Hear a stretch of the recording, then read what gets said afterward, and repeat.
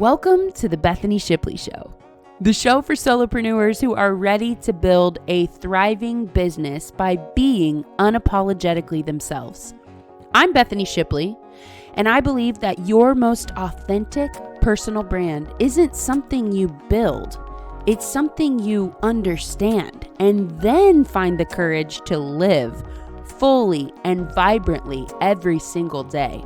Together, we will explore how to embrace who you truly are, tap into your unique strengths, and create a business and life that lights you up.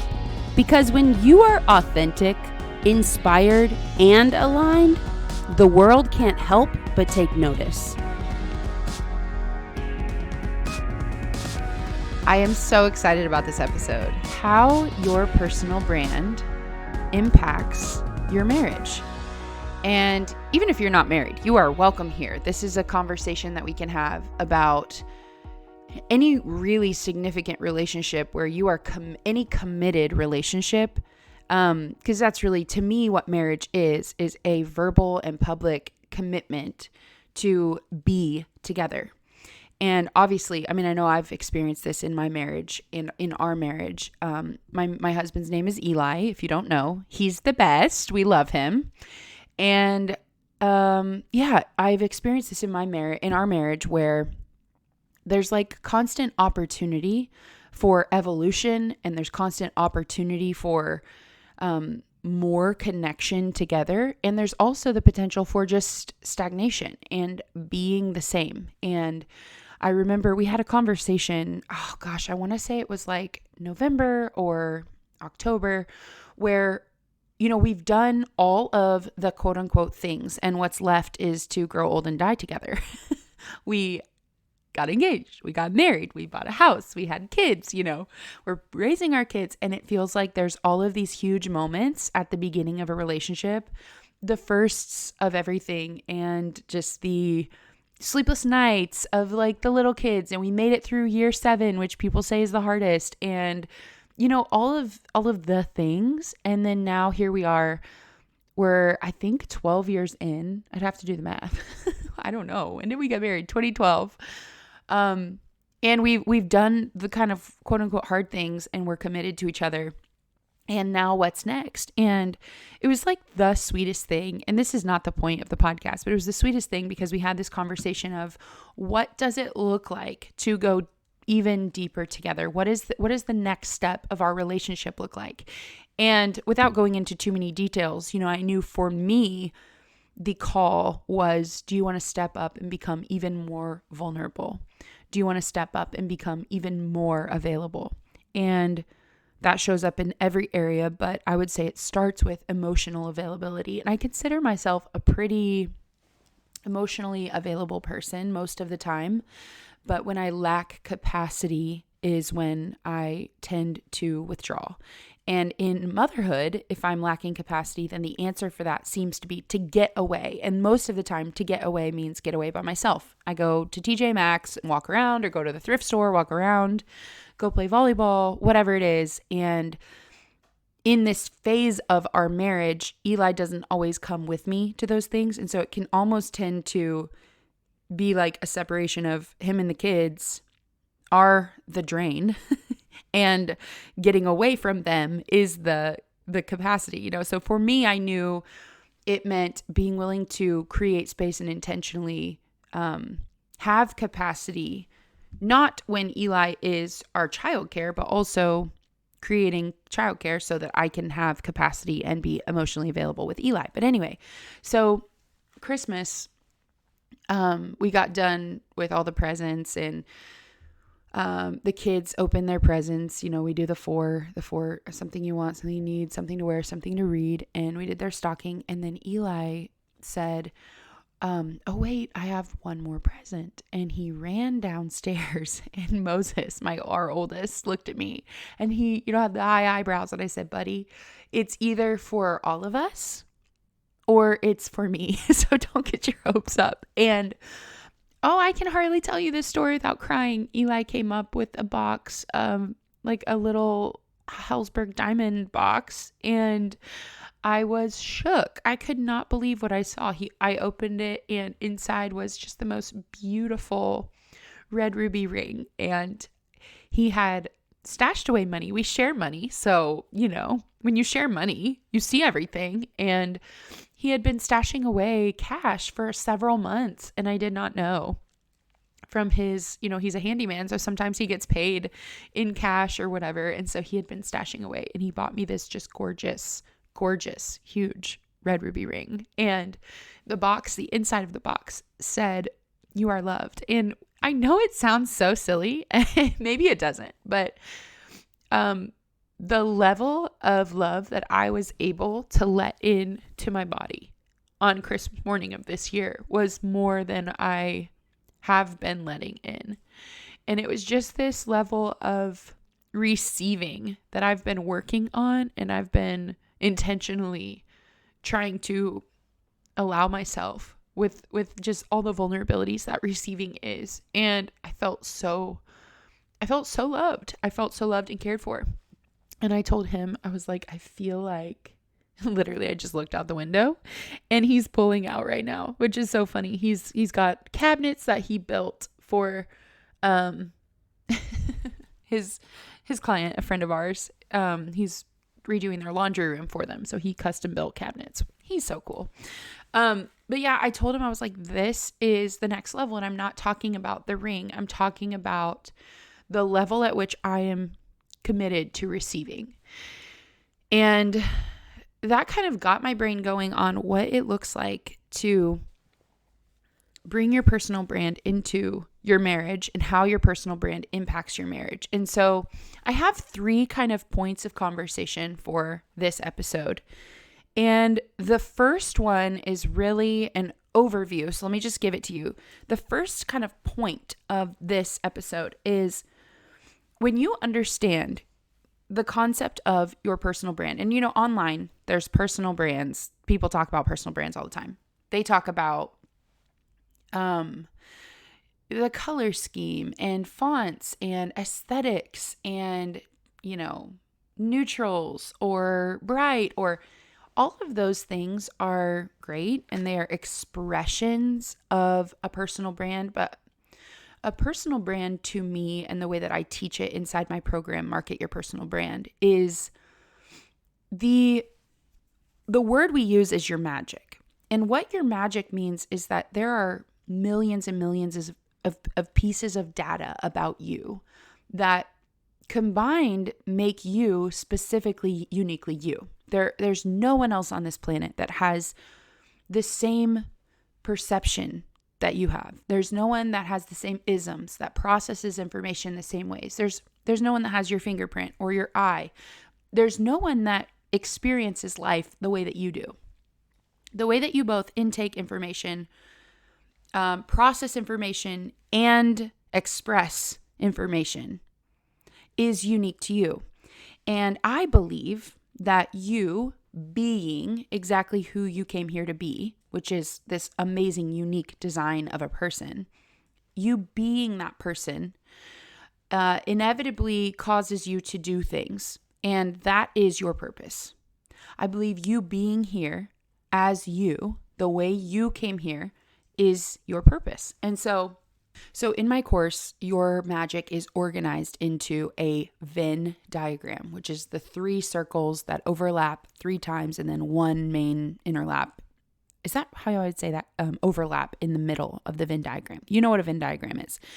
And these circles are you deciphering information about what makes you you. So the circles, obviously, we go way into depth for you to understand your personal brand. But the main circles are your values, your state of being, and your style of expression. Those are the main big circles that you dive into understanding about yourself and then get clarity on who you are.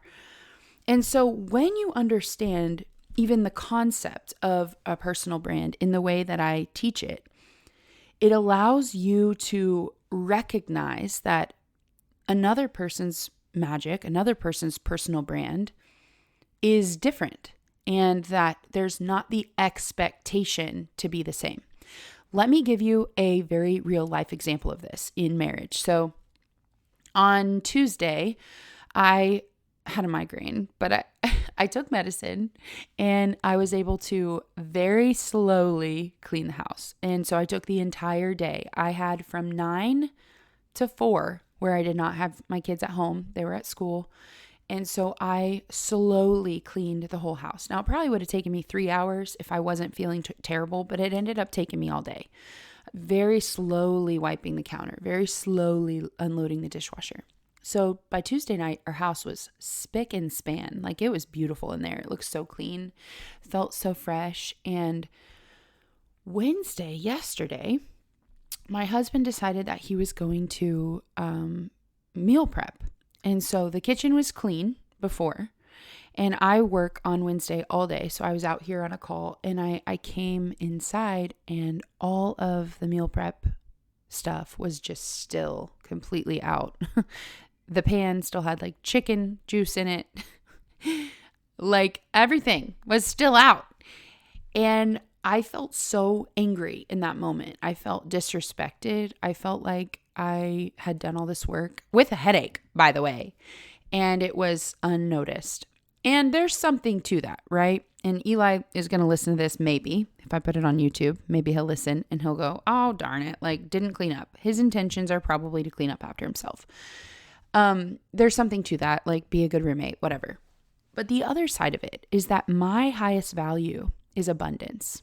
And inside of abundance, how I detail abundance includes order. I really enjoy order. I enjoy having a little trash can in my Jeep. I enjoy, like, out here in my office, it's clean and I keep it clean. Like, I enjoy order. That is one of my highest values. If I expect my husband to have the same highest value as I have, if I expect that that's just the way things should be done, I'm going to be sorely disappointed and sorely offended, which I'm not saying I wasn't, but I'm just saying, if I expected him to see the world the same way I do and care about the same things that I do, naturally, then I am going to be sorely disappointed, because Eli's highest value, and I don't remember what it is technically, but I'm guessing it's something along the lines of adventure or presence or whatever. He's not consciously thinking about the mess he just made.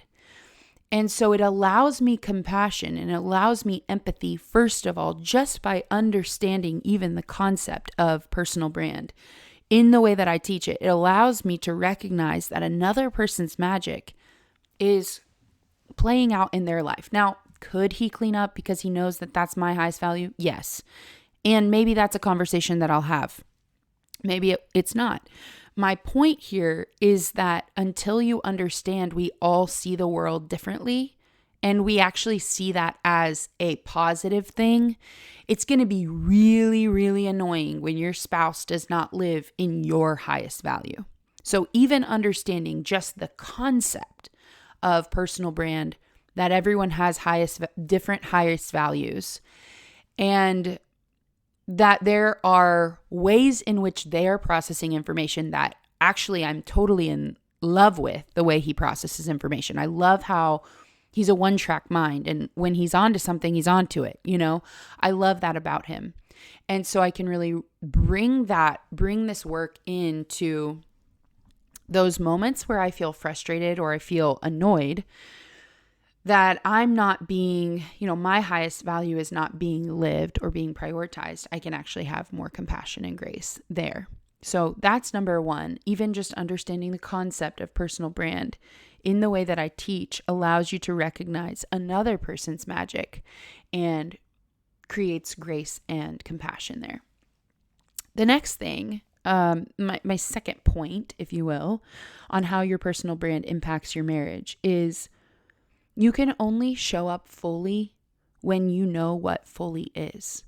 I think that this conversation typically comes up more in career decisions, like, what do I want to do? I can see myself as so many different things. I could see myself as a coach. I could see myself as a farmer. I could see myself as a homesteader. I could see myself as a homeschool mom. I could see myself as a teacher, etc., etc., etc. And So that's where like the pain point typically is experienced, I feel, inside of what is being me really mean?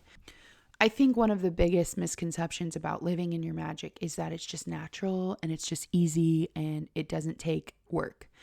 And what I have found is that the greatest work we do is the return to our magic, the getting closer to our magic. What that means is when we wake up in the morning and we're not just feeling it, then the work becomes, how do I get back to my best self? And identifying my best self is how I show up fully.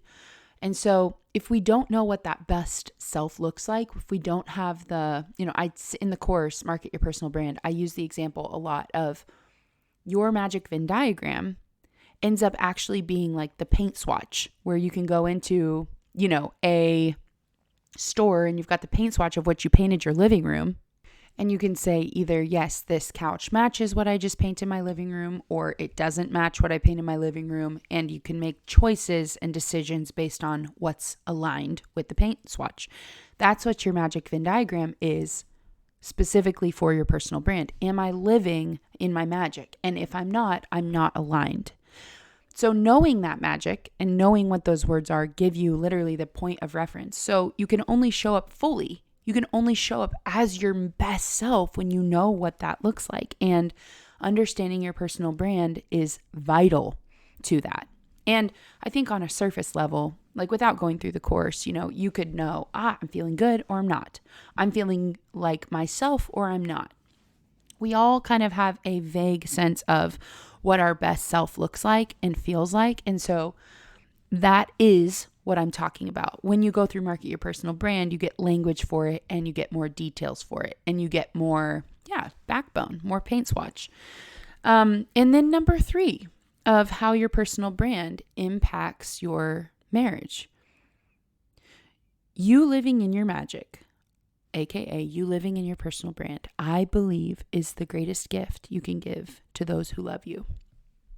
I want you to think about roles reversed right now. If you are in a marriage and you have a spouse who you have a good idea of what it looks like when they are living in their best, when they are living in their magic, when they are lit up, when they are aligned, when they're just feeling good. And this could be a really hard conversation for some of you and some of us who I can't relate with this, but we have had seasons in our marriage where Eli was not in his best self. In 2018, he was going through some pretty horribly physical things, and he had pericarditis, which is inflammation around the lining of his heart. He was hospitalized. He almost passed away. I was just freshly pregnant with our third, and it was just a really stressful time. And that physical ailment was bigger for him because he was a athlete. He was a CrossFit fanatic and, headed to regionals and going big time with CrossFit. And so it meant more for him. It was more of an identity shaking for him, not to mention he had just retired from his personal training career in order to stay home with our kids while I grew my business. And that was a sacrifice in itself as well, one that he chose to make, but a sacrifice nonetheless. And so he went through a, personal dark night of the soul. And when he was not in his best self, it was, I missed him, I was there for him, and I, in sickness and in health, but I missed him. And if you have a spouse who you have spent time with, you probably have had this too, whether it's a day or it's been a year or it's been several years where you miss them and you miss their magic. Now, I want you to flip it on its head and realize that when you are not in your best self, they miss you. The greatest gift you can give to the people who love you is you being lit up, you being excited, and whatever it looks like for you. I know excited is what it looks like for me. Alive is what it looks like for me. And this is not I want to be very careful because I want you to be aware that I am not hoping to cause a shame storm here for you. In the past, I may have said things like, if you really wanted this, you would do it. And I don't like that. I don't like that verbiage. I don't like that desperation. But what I do want to say is that you being fully you living in your magic, you understanding your personal brand and living in it is the greatest gift you can give to your family. The greatest gift you can give to your spouse is you being exactly who you came here to be. And I invite you to do the work with me. Shameless plug. I mean, this is my podcast, but this is also my work. Like my life's work, is many things. I don't want to narrow it down to market your personal brand, but even inside of how I mother my children, I am doing this work, both in living my personal brand and being in my personal brand, and also teaching them how to live in their personal brand and be in their personal brand. So it follows me everywhere, and it's the thing I am obsessed with and I feel I'm called to do. I would love to do this work with you. If you're listening to this podcast in real time, like if you're listening to it in early 2025, the next round of Market Your Personal Brand is starting on April 9th, and I would love to have you as a part of it. And if you're listening to it later on, then maybe the offer has changed, or who knows what it looks like now, but my website will hopefully always be the same at BethanyShipley.com. And I would love to walk you through how to understand your magic, how to understand your personal brand, how to know what sets you apart, how to understand what you exclusively bring to the table, how to understand what you offer here and your purpose. Because until you know you're being who you came here to be, I don't think you can ever live your purpose. And in the course, I teach that your purpose is not what you do. Your doing comes from your being. And I just love that reframe, because for so long I was consumed by believing that my productions, like what I did in the world, was my purpose. And I struggled on that hamster wheel. I feel that that's a lie. What you do, there is no list of accomplishments that represent your fullest potential. I don't think that list exists. I think you are called to be who you are. And from that is born a compass that guides you through life, that causes you to make the decisions that you do, that causes you to invest yourself into things that matter to you.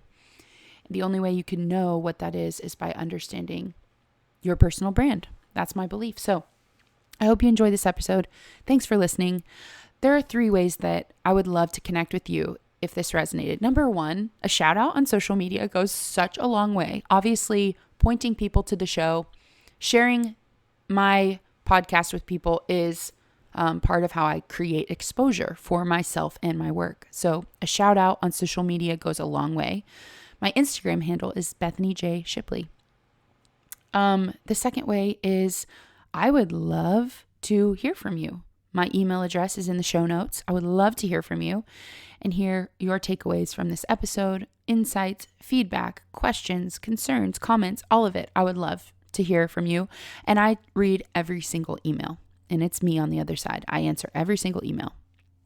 And then thirdly is I would love to have you as a part of our course. The link to the waitlist is also in the show notes, and or will be updated with the link to jump into the next round of Market Your Personal Brand. Will also be there when it's available. So thanks for listening, and have a beautiful rest of your day. Thank you so much for listening to the Bethany Shipley Show. I hope you feel more inspired. I hope you feel more excited, more clear on what your magic is, because you are made of magic. And so all you have to do to make the magic happen is put yourself out there. So get on out there and do your best now, you hear?